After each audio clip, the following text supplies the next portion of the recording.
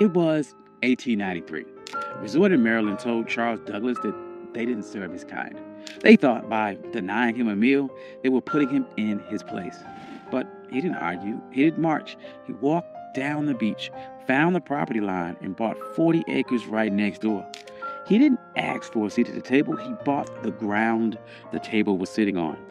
This is the story of how Charles Douglas turned a restaurant rejection into the first black municipality in the state of Maryland. This is One Mike Black History, and if you like stories like this, you can find more stories like this at onemikehistory.com. But without further ado, let's get started. To understand this heist, you have to understand the insult. It was August of 1893. The Chesapeake Bay was the playground for Washington and Baltimore's elite. The system at the time called the place Bay Ridge. It was known as the Queen of Chesapeake. It was a grand hotel, a massive boardwalk, and a restaurant that promised the finest dining on the East Coast. Charles Douglas and his wife Laura, they weren't there to make trouble. They were blackocracy. Charles was a high-ranking official at the Treasury Department. He was polished, he was wealthy, and he was a veteran. He walked to the restaurant at Bay Ridge and asked for a table. The waiter did not look at Charles's uniform.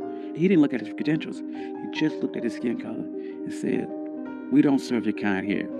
Now, this is the moment where the struggle would usually kick in. The textbook version of this story would tell you how sad Charles was. It would talk about the pain of segregation. But Charles Douglas didn't have time for that.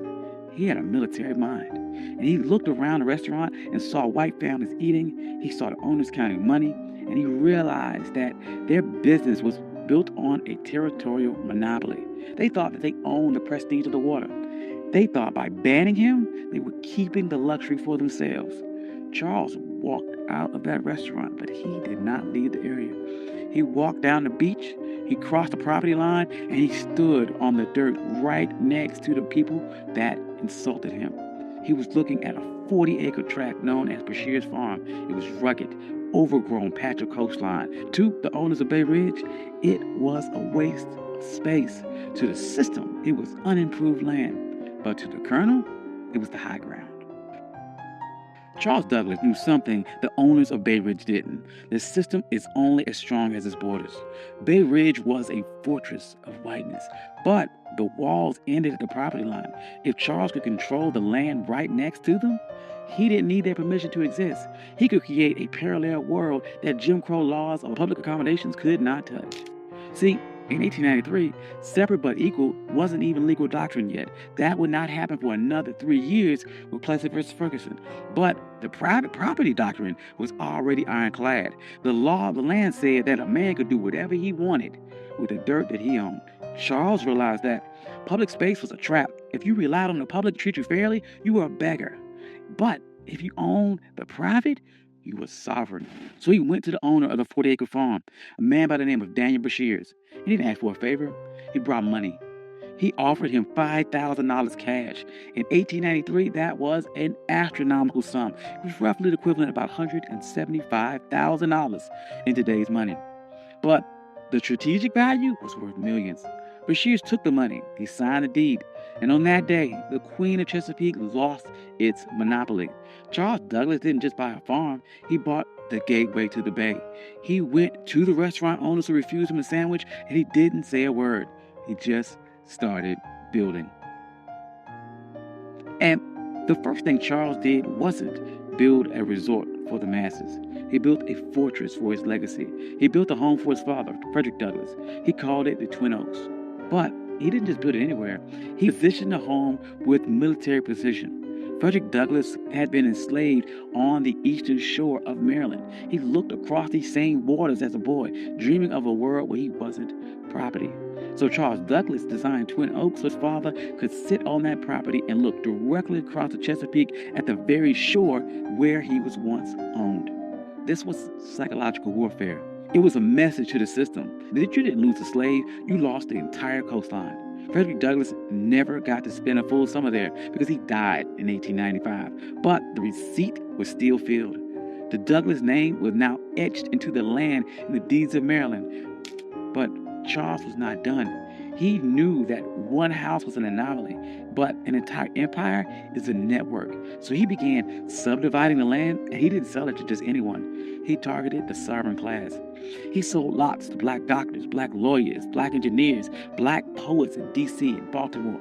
He created a neighborhood where the white-only signs of Bay Ridge were relevant. By the turn of the century, Highland Beach wasn't just a place to swim. It was a black think tank. Paul Robeson was there. Langston Hughes was there. W.E.B. Du Bois was there. They weren't protesting segregation. They ignored it. They built their own hotels. They built their own pier. They built a community center. They built a closed economy where black money stayed in black pockets and black dignity was the default setting. Now, there's no way the system sat back and watched this happen. The owners of the white resorts nearby were furious.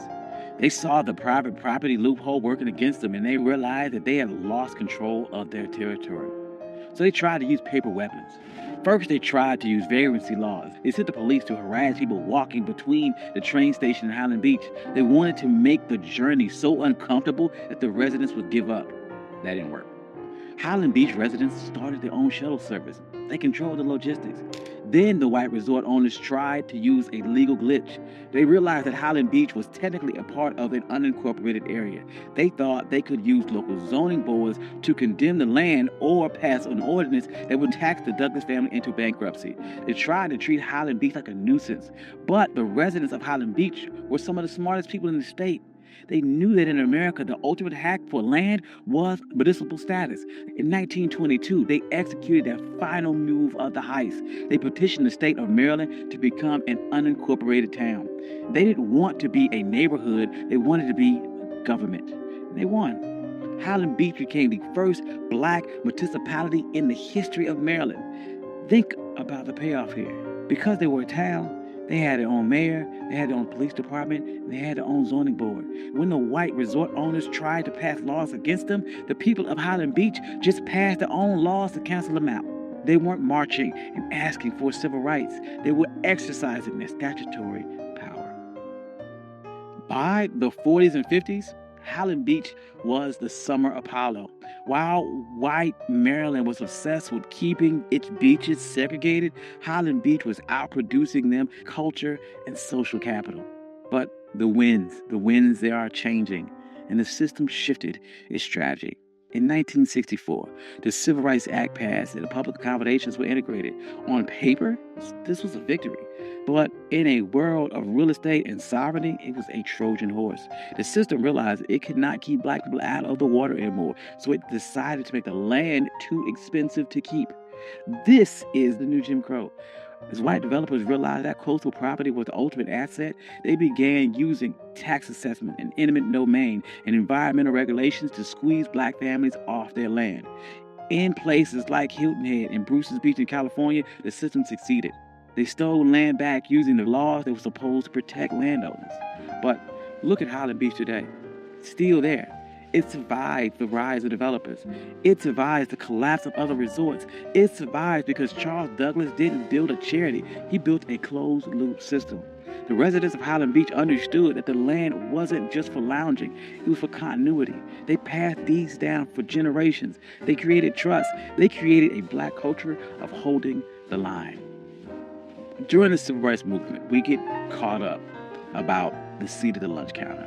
But Charles Douglass reminds us that the lunch counter is just a piece of furniture, and that if someone owns a building, they can always find a reason to move the chair or keep you out. The true power is owning the blueprints.